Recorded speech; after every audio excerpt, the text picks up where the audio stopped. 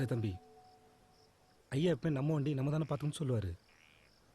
இன்னைக்கு என்னடானா என் வண்டின்னு பிரித்து பேசுகிறாரா? யாரு நம்ம ஐயாவா? அவர் சும்மா என்னத்தாவது பேசிக்கிருப்பாருனே, இதை போய் பெருசா எடுத்துக்கிருக்க விடு. இல்லடா பீடா, என்னதான் பேச்சு வாக்கா இருந்தாலும் எப்படிடா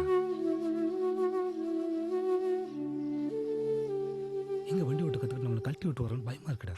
அண்ணே அப்படிலாம் எதுவும் நடக்காதண்ணே, நீ எதுக்கு தேவையெல்லாம் புலம்பிக்கிருக்க? ஏய் உனக்கு புரியாதுடா, முதல்ல இப்படி தான் ஆரம்பிக்கும், அப்புறம் ஒவ்வொரு பிரச்சனையாக வந்து சேரும்.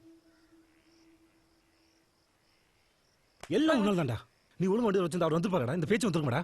அண்ணே என்னடா அண்ணன், என்னடா அண்ணன் வண்டி ஒரு கூட உனக்கு பெரிய வேலை. அண்ணே அவர் மனசுக்குள்ள இருந்து எதுவும் சொல்லிருக்க மாட்டாருண்ணே. இல்லடா, எனக்கு என்னமோ இப்படி சொன்னதுல இருந்து மனசு சரியில்லைடா. இந்த வண்டி ஓட்டவே ஆரம்பிக்கல, ஒருவேளை முழுசா ஓட்ட கத்துக்கிட்டாருன்னா அம்புடுத்தேன். அண்ணே அதுக்காக சொல்லி கொடுக்காமல இருக்க மாட்டேன்டா, அந்த அம்மா முகத்துல எதுவும் சொல்லி கொடுத்துருவேன். நீ எதுக்கும் கவலைப்படாதண்ணே, எல்லாம் நல்லபடியா தான் நடக்கும். அவர் ஏதோ பெரிய மனுஷன் தெரியாதனமா சொல்லிட்டாரு, விடு. நான் கேக்குறியா நீ?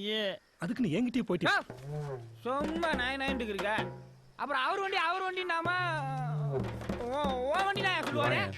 ஒரே ஒரு நிமிஷம் வண்டிங்கடா ஒண்ணுங்கடா, போயா போயா பீட நாயே.